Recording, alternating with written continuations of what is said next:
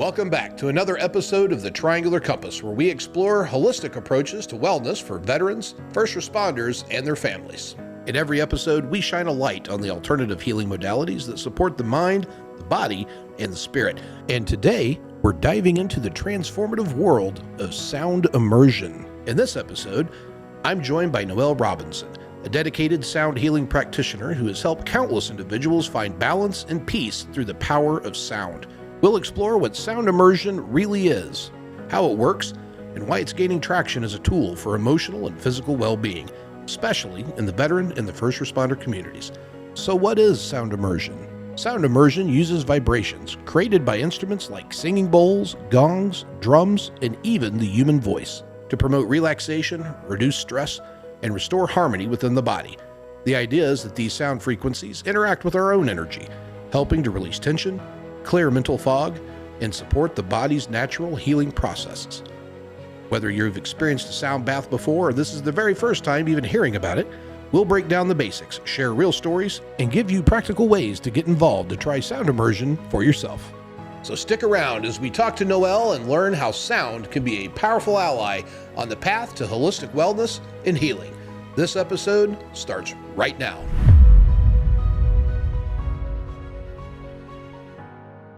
Hey everybody, welcome back again to another episode of the Triangular Compass. I'm Will Wisner, I'm the Executive Director at the Grunstyle Foundation, and joining me today is my good friend, Miss Noelle Robinson. And Noelle is the owner of the Sound Spa in St. Peters, Missouri, and she also happens to be a practitioner of a very ancient form of healing called sound immersion.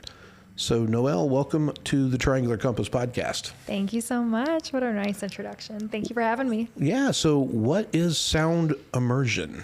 Oh, it's beautiful.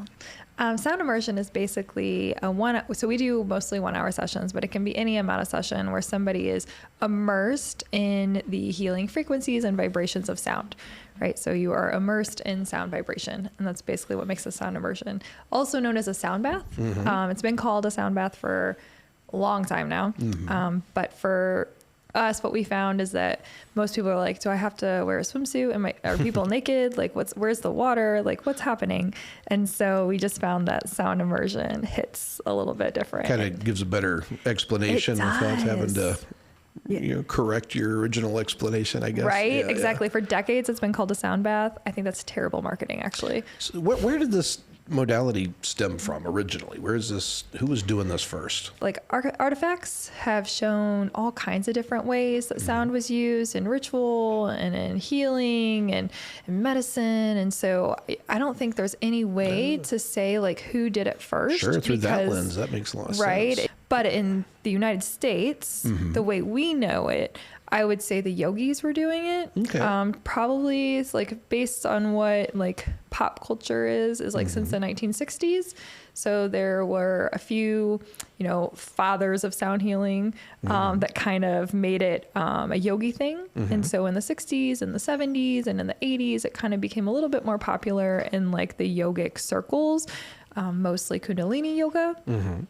And it's really not been until the last I would say since the 90s that it became more of like a nationwide yogic thing. And then it's kind of become more mainstream over just the last 5 years or so. And I've seen, just since we've been in business, a huge shift. Whenever I first started, but we're here in the Midwest. So things are a little faster on the East and West Coast. Yeah, this thing was popping in the 60s in LA, right? So right. Now it's just catching up to St. Louis. So, exactly. Yeah, okay, I get it. But when we're talking about sound baths or sound immersion, the thought that comes to my mind is the singing bowls. But you bring up a good point because, sound has been used in all sorts of different ways with all sorts of different instruments and devices, that it's not just these sound bowls. So maybe we should talk a little bit about that. What all types of things are you making use of when you are practicing this kind of modality?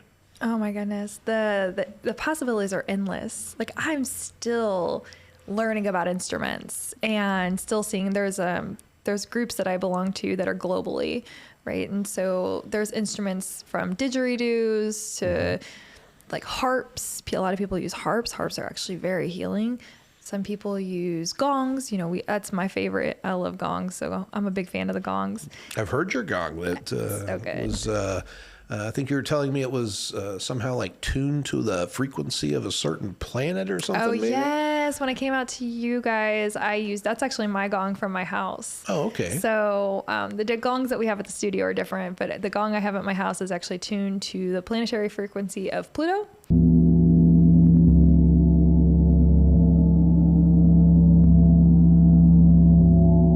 So there's Pisces has a planetary line, and there was, back in the 80s, NASA did some things. They found the frequencies of the planets. You can hear it on YouTube. It's fascinating and horrifying also. Like, Earth sounds so scary. It's like, was it 432 megahertz? Is that no, I don't think Earth was that. I can't remember what they all were, but it was fascinating because we listened to it in a class that I was taking, and we were blind. Like we didn't know what planet, and so we were told to have conversations and how did that feel and how did you think? And it was funny that me and another practitioner who now works for me, we both hated Earth. We both thought that was the scariest sounding noise ever. And then there were some people in the class who were, I love that. That was so lovely. Yeah. And so it's interesting. And that also just speaks to how people hear sounds differently. They interpret sounds differently. They process sounds differently. Well, that's an interesting question. I was actually going to ask you something along this line later on, but I think this is probably a good time to just go ahead and lead with it now since it came up like it did. If you've got one person that you're banging the gong that's tuned to Neptune or whatever, and they love it, but somebody else in the room, it's fingernails on chalkboards. How do you account for that? Because I know you primarily do group work with your sound immersion, right? Yeah, we do group work. It's interesting, and there are definitely certain bowls, certain gongs, certain sounds that resonate with different people very differently. Mm-hmm. Some people will, the crystal bowls, so we'll use that as the example. The A bowl can be really high pitched for people, and especially somebody who works for, if they have any kind of law enforcement or, firefighters, anybody who's worked around bells and with sirens, that can be really triggering for them. And so we don't play any particular instrument for a very long time. That's why it's very important to us that we have variety, so that if there is an uncomfortable sound, most of the time we're not going to play it for that long. Now, the second thing is we're going to get into this in the future. I know that in this conversation, but the energy of the practitioner can be more irritating than the actual sound instrument itself. Really? So tell me more about that. Absolutely, 100%. So somebody can be playing an amazing instrument there's so many different facets to an instrument that you don't know which, until you've done enough of this, you might not know what part it is that's irritating you. So for example, the ocean drum.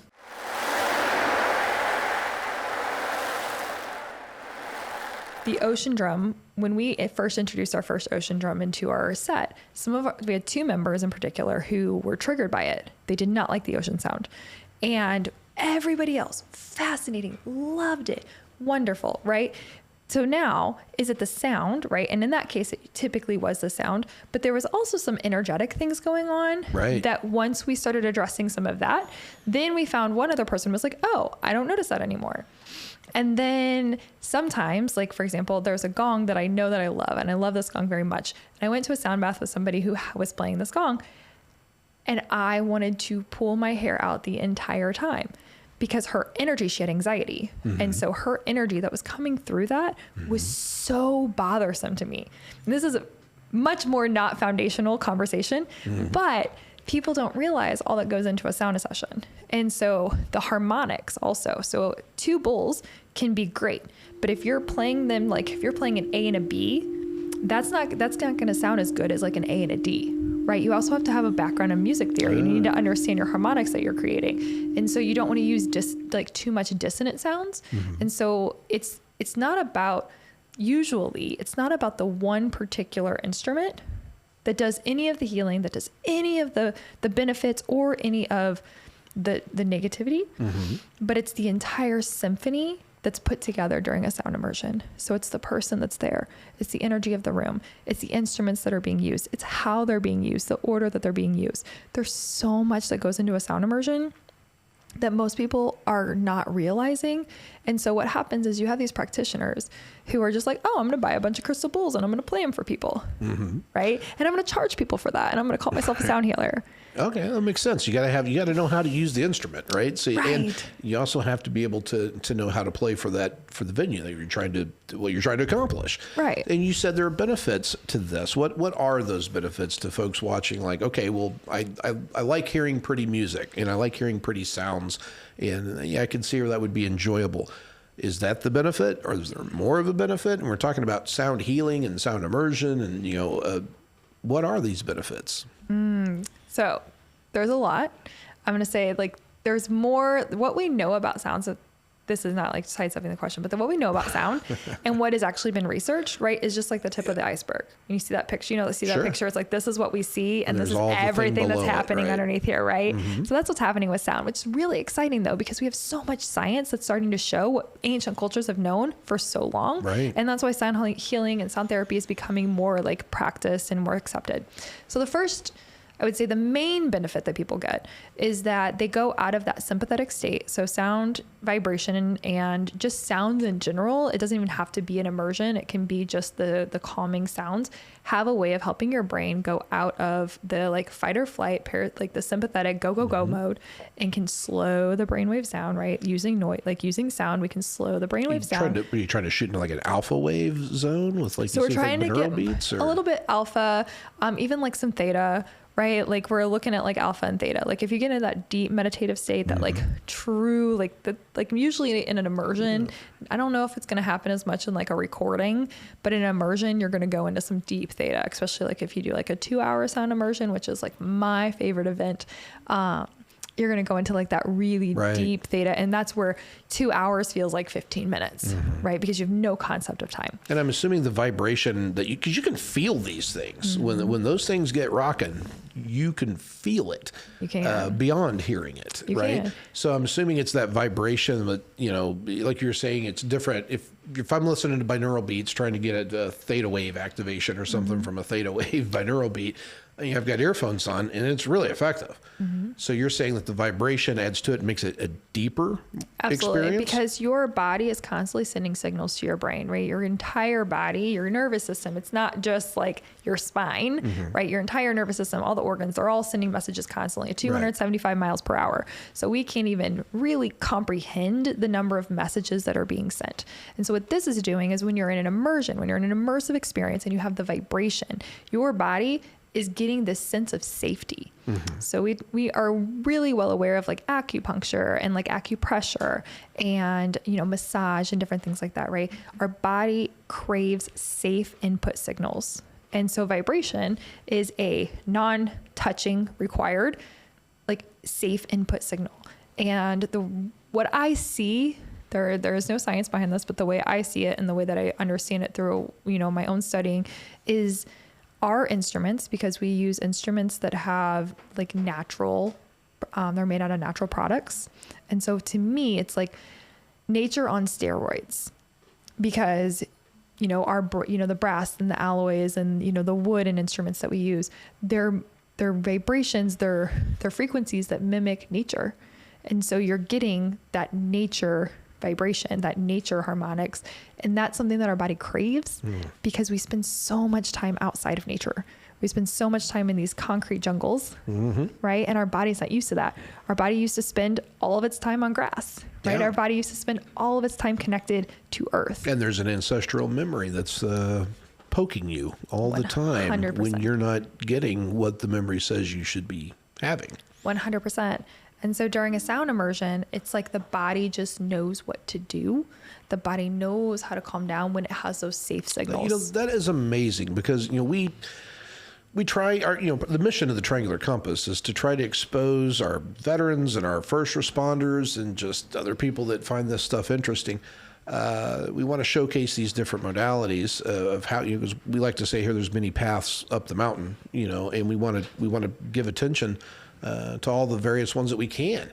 And one thing that strikes me in this conversation that we're having now is the same thing that I keep seeing coming up over and over and over in all of these other modalities. It's like Wakambo, which is an Amazonian medicine from a frog, right? And it's a peptide therapy essentially. But where the magic of that modality is that it's getting the body to wake up and remember what it already knows how to do. In that instance, it's, maybe your thyroid is producing too much of whatever hormone, and there's a side effect, that you're experiencing from that as an issue. These peptides are going in and saying, hey, thyroid, regulate yourself. And, it comes down and it goes back into homeostasis. So, in that modality, and I can probably think of 3 or 4 more, but just as you say, the body's remembering what it needs and what it's missing. So it is somehow aware. There's some part of us at some level that knows what we've forgotten. Absolutely. The body is the most intelligent being. I mean, the human body is so intelligent, more intelligent than any computer that you will ever create, anything that is possibly man-made on Earth. And we forget that. We forget how innate our intelligence is within our body, and that these systems have been working for millions of years, right? They've evolved over millions of years. Mm-hmm. And the technology evolution has only happened, for 100, 200 years, right? And so we really, our evolutionary body has not really caught up to what we're doing. And you can see that in we can go on and on about disorder and cancer and everything and all of these inflammation and the ways that our body is trying to keep up. Like our body is trying so hard and it's doing a great job, right? And then what its great job ends up hurting itself, right? Yeah. Is inflammation and cancer and different things. But the body is always craving homeostasis, and that's 100%. That's exactly what sound does. And that's why I don't call it sound healing. Most people, they talk about sound healing, and to me, it's like sound isn't healing the body. It's putting the body in a healing state. It's allowing the body the space. It's getting rid of the toxins. It's getting rid of the things that are getting in the way of healing. And it's helping the body come back to its natural state where healing can occur, right? Yes. Like there are things, and there have been amazing things that I've heard and stories that I've heard whenever sound is applied to different areas and areas heal. But ultimately that is the body, the nervous system, the cells, they are so intelligent. Our DNA is extremely intelligent. And so we just have to get out of the way and allow our body to heal. That's amazing. How did you come into this line of work? I mean, have you always been interested in healing subjects and things like that? Or was this did you have an injury or an illness that you were wanting to try to heal with sound immersion? I would say I didn't always, I never was really interested in healing, but I have always been interested in neurology and psychology. So I will say that that has been an innate interest my entire life. My mom struggled with mental health issues, and then she got married to a man who was bipolar. It's a long story, but basically from a very young age, I learned what bipolar was. And part of her process of understanding the divorce was, hey, this is all these books that I'm reading on bipolar. And she would tell me about all this stuff. And so actually I was diagnosed with bipolar when I was 18. And I looked at the psychologist and I was like, absolutely not. I was like, I am not bipolar. And she did not like that. And so it kind of, I had had some issues, and I kept trying to find out what was wrong. And so when I was 18, 19-ish, I started a whirlwind. That was just the very beginning. And I ended up getting diagnosed with ADHD and getting on medication. And I was highly medicated for most of my life. But I always just seemed to have these medical issues. And so as I became a public school teacher, and within my first year, I started having a lot more health issues. And so as I was having these health issues, I was following all the doctor's advices, and I was doing all the things, and I was going to the people that they told me to go to, and I still wasn't getting better. I just kept getting worse, and I kept getting worse. And then in around 28, I ended up in the hospital, and they thought I had MS. So basically stress had eaten my body alive through my teaching career. And I had some terrible miscarriages, whole bunch of things going on. They thought I had MS. I had some neurological issues. I went to all the specialists, because St. Louis, we have amazing specialists. And I did all the things, and I still couldn't figure it out. And so eventually, as I saw he was a highly specialized person, and he said, well, basically you can go get a DNA test, you can get a genetic testing, but we have no idea what's wrong with you. And as long as you're not getting worse, we're just going to leave it at that, because I wasn't getting worse. And it was so frustrating. It was like the most loneliest feeling, because as much as I didn't want the answers, like they were testing me for myasthenia gravis and Graves' disease and MS and all these things that I did not want, right? I'm young, but I feel like my body is about to be crippled, and I was in so much pain. I couldn't function, and it was just frustrating. And so at some point I had a come to Jesus moment, and I went into my prayer room and I was like, God, just let me figure this out. I will do anything. I will take care of my body. I will do all the things. Just get me through this and I will figure it out. Well, sure enough, like I started feeling better. And so I was like, okay, well now I have to like keep my word. And so then I just started like looking up, what is your immune system? Why is my immune system attacking my brainstem? Why is this all happening? And again, I'm glossing over a whole lot here, but it was just, it became eye-opening. And then I realized, like, as much as I had been focused, like as much as I've always paid attention to psychology and neurology, and I've just always been so fascinated by learning and the way people act and how behavior is, everything was all about the brain. And there's this whole body that exists underneath my shoulders that I never paid much attention to at all. I didn't know anything about cells and DNA and epigenetics and all this stuff. And so I just started reading all of I went down all the rabbit holes, and I just read all of the scientific research that I could. So I love research. And so I just read. And so I spent years just learning about the body and using that information to heal myself. And so that's really, I started doing like chiropractic and acupuncture. I started doing the things. And I was kind of at a place where I was so broken down. I was desperate. I would do anything. And as part of that journey, I went to a yoga retreat, and there was a woman who played a gong. And this experience itself wasn't that great. I mean, it was interesting. And then that night, I was in a room with 4 other women, and I was sharing a bed with another woman, actually, because we were all friends. So we're all, sharing rooms. And I woke up the next day, and I could tell I slept. Like I slept hard, and I had insomnia for years. So I went to the woman. I was like, whatever you did, whatever voodoo you did, I need more of it in my life. And so that kind of was like the precipice. Like that was like what started. And then she sent me to she gave me a couple names. There weren't a lot of people that were practitioners at this time. And she gave me a couple names. I went into this woman's house, and I just like walked in. I mean, I'm so desperate at this point. Like, I mean, I was getting a little bit of relief. I was having some improvement, but I'm still not doing well. And I have 3 kids, a career, like I need to like function, right? Like, and so I'm just like, I don't know why I'm here. I like walked into this stranger's house. This is not something I would have done. I say all the time, the sound spa that I have, I wouldn't have walked into my building because I wasn't an adventurous person. I'm very skeptical. And so I walk into this woman's house, and I'm just like, I have no idea why I'm here. I just need help. And so she's very kind, and she's telling me all these wonderful things. And she's like asking me about what's going on and all this stuff. And so she's explaining everything to me. And I sit on her, and I'm going to like kind of show it as I'm sitting here, but I'm sitting on her massage table, and she's, surrounded by instruments.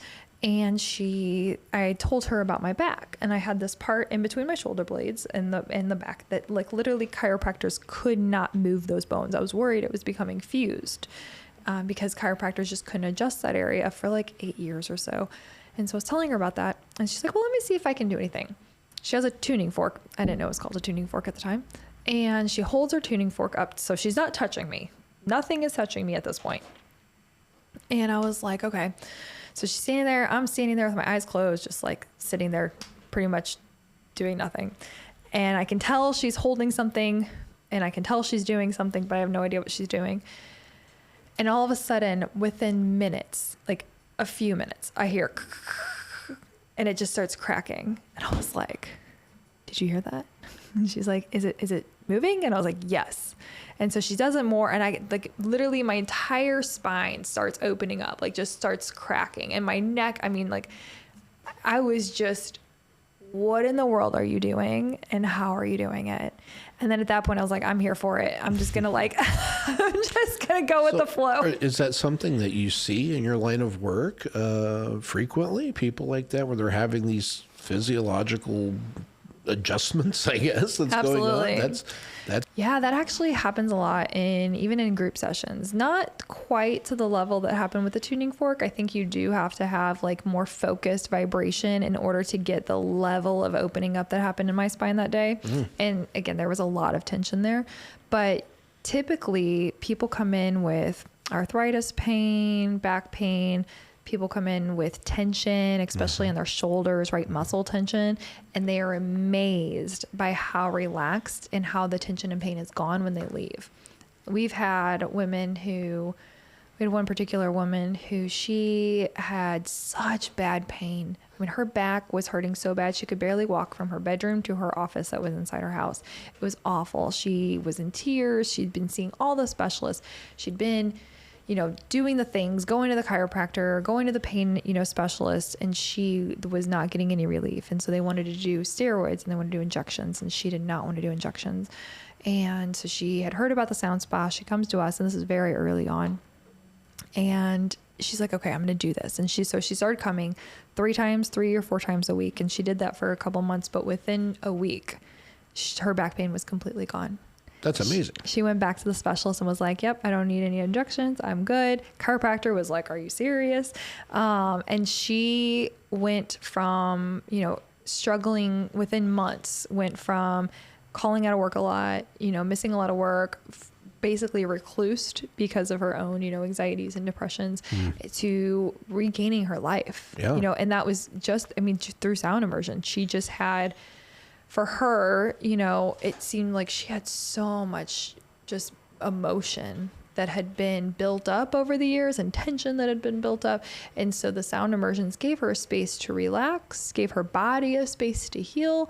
And it was fantastic to see her transformation. And now she's traveling all the time. She's hiking mountains. Well, it's the anxiety and the depression, that I'm especially interested in. Large part of the work that we're trying to achieve here is providing, opportunity to learn about these alternative modalities, and specifically, the role that they play in healing not just the body, but also the mind and the spirit. And so, that's amazing that this stuff does, what it can do, physically on the body. And it sounds like from your story, it does a wonderful job in addressing things like anxiety and depression and mental health challenges and things that people experience. Well, let's talk about the spirit. It's that's kind of outside of both those realities of our physical bodies and our energetic minds. What's going on with that? Well, that's a big question right there. It is. So we are very triangular. I would say sound vibration is beautiful in the way that it can touch all parts of us. It can touch our physical bodies, our mental bodies, our emotional bodies, but also our energetic and spiritual bodies, right? So we're talking about all of those systems can be touched by sound vibration. And that's what I love about it is it brings harmony to those systems. We can often be so fragmented, right? Sometimes we're like walking heads. I would say, just FYI also, the Sound Spa itself as a business, we are very unspiritual in the way that we practice sound, which is also not common. So my choice when I decided to open the Sound Spa, when I decided to leave teaching and do this as a business, my goal was to reach the average consumer, right? The average community member. So I, as a teacher, saw my, I kind of came back to teaching. I was like, oh my God, these gongs and bowls are amazing. I don't understand it. And everyone kind of thought it was crazy. And so once I started learning about it and learning how much science was behind here, I was like, I think I can take this to people who don't have a spiritual background, right? Who aren't yogic, who aren't enlightened. And everyone needs this. It's not just for the enlightened people. So just FYI, at the Sound Spa, we're from a very mindfulness place and a very, non-spiritual, because we are welcoming of all people, regardless of your thoughts and your belief systems. So, however, most people do practice sound from a very spiritual and energetic space. And so that can be anything from, people talking about the chakras, or people talking about the nadis, or people, they may see sound as impacting, your what is it, like your 7 bodies or your 9 bodies or the 12 chakra. Like there's all kinds of different energetic systems and belief systems that people will wrap sound into. The way that I see it from my own personal perspective and experience is that, there is some sort of energetic field that our bodies are within, right? That our physical bodies are a manifestation of some sort of energetic realm, like some sort of energetic force around us. Yeah, people call it the aura, right? Right. So whatever your aura is, right? So your aura, and there's an energetic, right?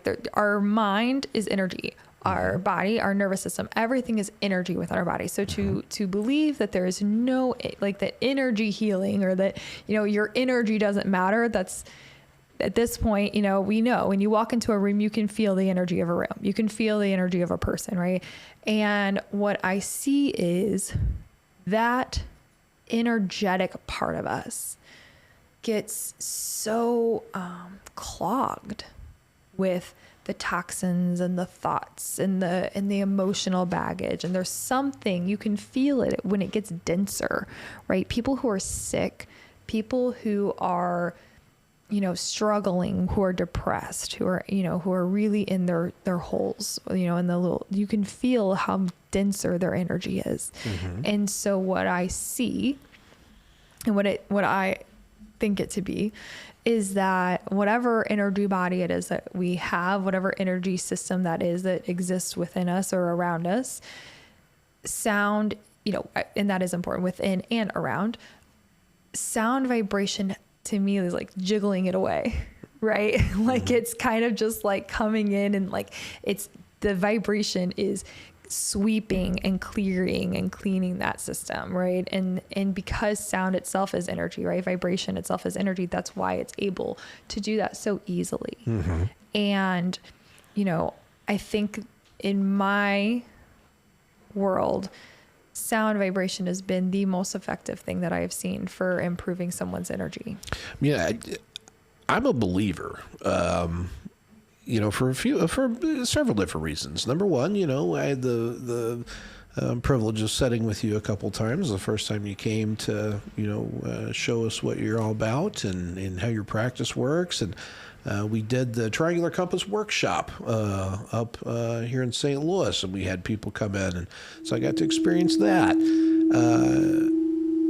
But the other is, so I know firsthand, right? Like I had an enjoyable experience with it. It was pleasant. It was fun. And it was relaxing. And, sometimes you need a break, from, it does wind you down in a really nice, comfortable way. But I'm also all aboard with what you're saying energetically.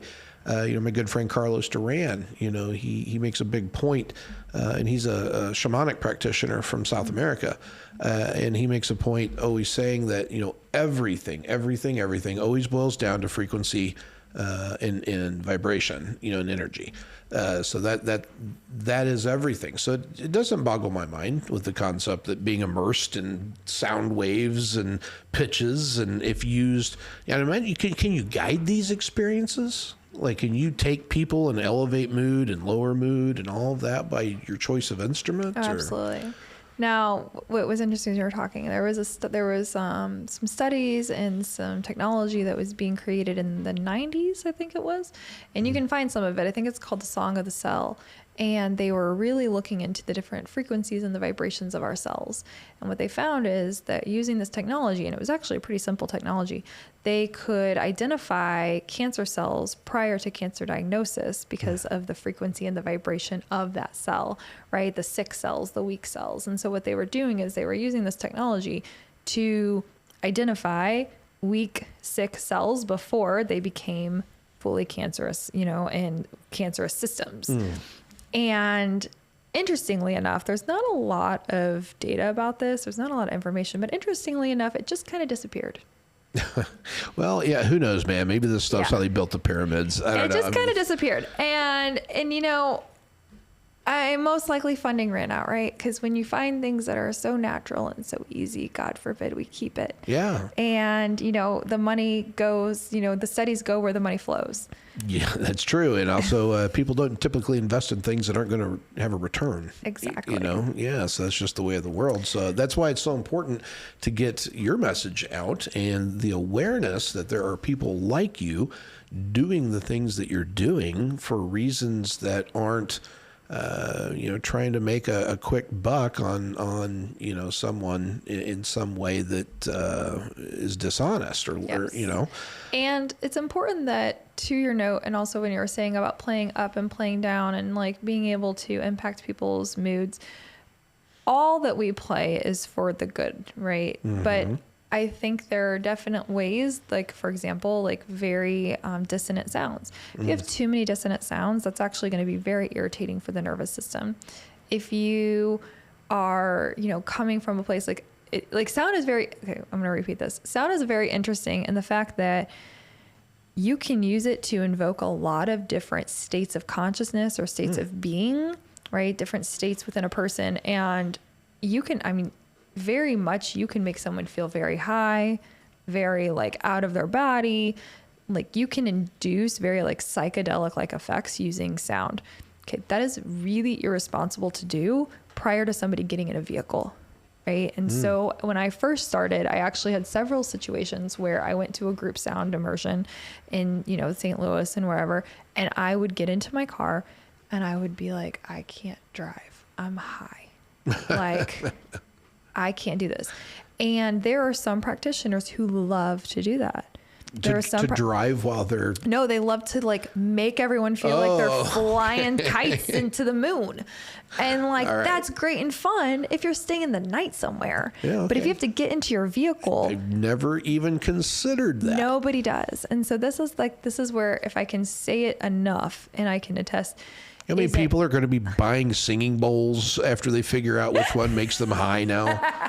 So, but I think it's an overall, I don't know if you're going to do it yourself, but you have to be careful about who your practitioner is. Yeah. That's all I have to say is because get some MK Ultra shit going on, right? You have people who don't have the knowledge in the sound or in the music theory, right? If they don't have enough knowledge there, then they could be using things in damaging ways. I can see that. If they aren't trauma informed, right? If they don't know enough about the human body and they don't know enough about the brain, you know, the nervous system, and they don't know enough about what they're doing to the body, then that can be a problem. So now, a question for you. So for the practitioner, is let's say it's singing bowls that you're working with on that one. Is it a different experience for the practitioner in terms of how the vibration is impacting them? Is it, you know, because I'm thinking, you know, number one, you're consciously engaging, keeping the spinning, you know, going around that bowl. So I would think that would somewhat intrude on that cool hypnotism feeling that goes along with actually being the participant. Is that fair? Facilitators absolutely get benefits. And sometimes in the same way, sometimes in different. So from my experience and what I've seen from other people is we benefit very much from the physical benefits. You know, a lot of my team members, like my staff loves working in the sound spa. So we have a team of 6. And my team is constantly saying this is the best job ever. It's the only job that you can come to and feel better when you leave. We're constantly talking about just how great it is to be working and doing this for a living. And we don't take that for granted. And so it's really interesting where like the other day, one of my staff members was like, hey, I felt really off today. And it was because nobody had signed up for her session. So she didn't play. And so she's like, I didn't realize how much that, like I needed to play that session. Right. And so we're very aware of our energy and like what we bring to the table too. So we're constantly checking in on that. So what's interesting though is like, so yes. And then like another one of my staff members, she worked with me for, you know, after about 6 months, she was like, nothing bothers me anymore. Like, I don't care. Like, I don't get mad. I don't get upset. She's like, it's just great. And that's just simply from working there. So we do get a lot of the same benefits as far as the vagus nerve and like the parasympathetic nervous system. I will say though, the more since this is your podcast. And so I don't talk about this a lot during this, in my normal sound spa speaking, but the psychedelic, the more meditative, subconscious, other realm type of experiences that people have, because people have very, spiritual experiences too. Not everybody. If you're open to that, sound is never going to force you to have an experience that you're not comfortable with. Right. So sound is going to work with you exactly where you're at, like your body, because it's your body. Your body isn't going to do something that's unsafe for you. So if you're somebody who's not open to having a external type of subconscious experience, it's just not going to happen for you. But there are people who have very, very subconscious experiences, very otherworldly experiences. And I am one of them. I've, felt like I've traveled to different planets and just all kinds of things. But I cannot do that while I'm facilitating because our brain waves do stay in more of that like alpha, beta, type of brainwave state, because we are thinking about what we're doing. What's coming next? What's the energy of the room? What do I play? So that now, if you are a solo, if you're just sitting in your studio or whatever by yourself and you're playing, do you hypnotize yourself and the motion becomes automatic and you can go to those same transcendental places that you're talking about? I do. Not as often. I actually can travel transcendentally better whenever there's people around for some reason, when I am playing for somebody else. However, I start making mistakes. And so I have to be really careful about that, because if I get too much into the session energetically and spiritually, then I start to like tap the bowl or like my mallet will hit the gong and like I'm not paying attention to what I'm doing. So I have to be very, and my staff doesn't have that same experience. None of them really trip into transcendental experiences as much as I do. But I typically, when playing by myself, I can, but I think I typically just me benefit from group energy. In order in like getting those, I don't really understand it, but again, none of my other staff members have that. None of them have even come close when playing. And so none of them have experienced the same transcendental experiences that I have. And so it's not the same across the board. I mean, it's meditation, right? So I'm assuming that regular meditation, there's levels of proficiency, as weird as of a concept that is, that just trying to be still is, a skill, but it is. Absolutely. Right? And that's what sound does. It's like the elevator to meditation. Yeah. And there's so many interesting modalities that we keep coming across that's what they are. It's like Qigong, I just recently learned about the meditative levels involved in that practice, and that can take you places, and so all this stuff is just terribly fascinating. So let's talk a little bit about what the sound immersion experience is like. Can you kind of paint the picture of what a session with you in your studio, if you were to come to the Sound Spa there in St. Peter's, and we're going to go on that journey? What's involved? What instruments are you playing? How does it all work? Paint us a picture of what that experience is like. Absolutely. The sound spa itself is actually quite a luxe experience when it comes to sound baths and sound immersions. And so at our studio, we have a dedicated studio where we just do sound immersions. So we do 16 sound immersions or more a week. And so when we're a little different in the fact that when you come in, people don't bring anything. We have everything for you. So we have all the pillows, the bolsters, the blankets. We have everything. Now, at some studios, like a yoga studio, you might need to bring your yoga mat and some blankets and pillows and all of those things, right? You might have to like pack an entire suitcase of stuff to come and enjoy the sound bath. And that is one of the things that my husband and I could not stand when we were practitioners. So we have everything for you. You just walk in. At our studio, you're going to get checked in, and then you grab all your comfy stuff. We put your stuff in the cubbies, and then you're going to walk into our studio. And the studio is beautifully lit. We use very teal colors, very dark. It's a healing space. And there's mats out. So we use very comfortable mats. So it's almost like sleeping, it's almost like laying on a bed. And to someone who isn't familiar with it, it looks like adult nap time, right? You have a bunch of cots basically you have a bunch of cots laying out, and people are going to come and they're going to lay down. And right there, some people are like, oh, that seems weird. Well, it's also kind of like, 100, 200 years, it would be really weird to people for you to be working behind your computer for 40 hours, 40, 60, 80 hours a week, and to be constantly stressed. Like 500 years ago, that would really be weird, right? So what seems like is weird is one day going to be normal. And so we look at that. Then once we get started, you're going to see all of our instruments. So we primarily use gongs, crystal bowls, and then we use what we call grounding instruments. We have 6 gongs. We have a set of crystal bowls, and then we have a whole wall of grounding instruments. And we start off with like a meditation. So we start off with like breathing techniques and kind of calming down, right? You don't want to go straight into sound because that won't be, your body's not in a receptive state. Right. So we use meditation, we use breathing to like move the body into a receptive state. So by the time you lay down, you're kind of already calm. And then we start with we use like temple gongs and symphonic gongs. And so a lot of times we like to use the gongs because they're very grounding in the way that they sound. They're very deep. We start with like really deep tones to just help the body, again, slow down, slowing the brainwaves down. And then really it's just, as you're laying there, most people have no idea what instruments we're playing. They just know that they hear things, right? Some people fall asleep. Some people go into a meditative state. Some people can hear and feel everything. You can feel it in your body. Some people feel the vibrations really strongly. Some people feel them not so strongly. Everyone has such a unique experience. That gong you used, I could feel that go all the way through my body.